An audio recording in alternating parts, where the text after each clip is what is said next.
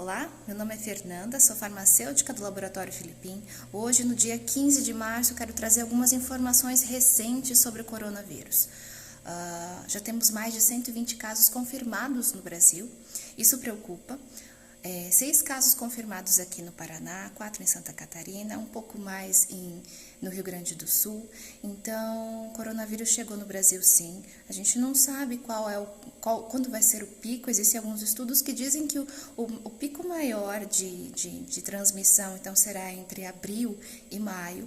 Então é importante a gente entender um pouquinho sobre o coronavírus. Já existem alguns artigos publicados. Estudei bastante essa semana sobre o coronavírus. Tem um artigo bem importante que foi publicado essa semana passada, no dia 13. Ele fala de achados laboratoriais.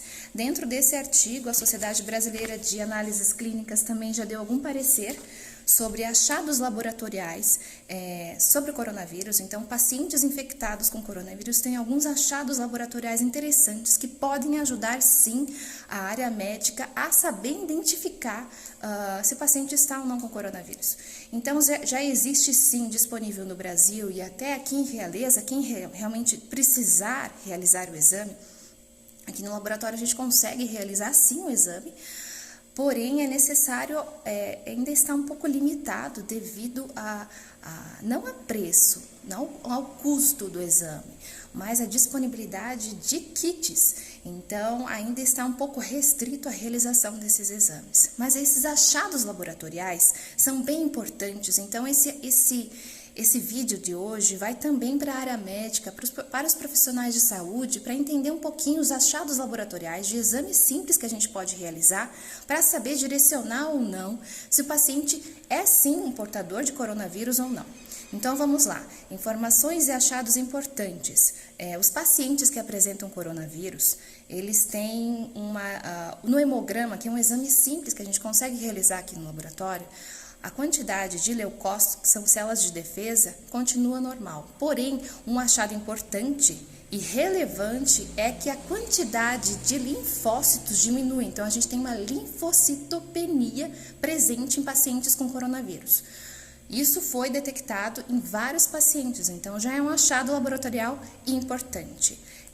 A presença também de proteína, de níveis de proteína C reativa, né? Aumenta-se esse nível de proteína C reativa. E um outro parâmetro bem interessante, que esse artigo aqui, ele fala bem sobre isso, é sobre a elevação em casos de maior letalidade, no paciente que tem uma propensão a entrar em óbito mais rápido, é quando o dímero D está elevado, acima de 1. Então, esses são achados bem interessantes. É importante a gente ir se atualizando para ir sabendo como direcionar pacientes ou não que estão com coronavírus.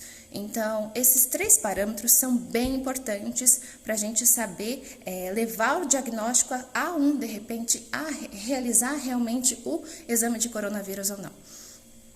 Fernanda, será que devemos nos preocupar tanto assim? Gente, é uma pandemia, né? Está no mundo inteiro, né? Todos os países estão entrando em consenso com algumas situações, evitando aglomerações. Então, assim, estamos mais protegidos porque estamos no interior? Talvez. É momento para pânico? Não. É momento para prudência. Na nossa região, devemos ser prudentes. O que é ser prudente nesse momento, Fernanda? É evitar aglomeração, lavar muito bem as mãos várias vezes ao dia, os comprimentos de mão por hora. É interessante a gente ter uma outra postura, né? O chimarrão é interessante cada um ter o seu. Eu sei que é drástico isso também para a região, para a nossa cultura, mas é bem importante a gente seguir essas orientações. E pacientes acima de 50 anos, acima de 60, acima de 70, né, devem sim se cuidar muito mais, porque são os pacientes que têm maior risco de desenvolver e entrar em óbito, se adquirir sim o coronavírus. Então, é um momento de prudência, não é um momento de pânico, mas algumas situações a gente pode evitar. E nós vamos passar por isso, com certeza. Então, se alguém tem alguma dúvida, pode ir conversando comigo. Em breve, abriremos um canal aqui no laboratório só para tirar dúvidas sobre coronavírus.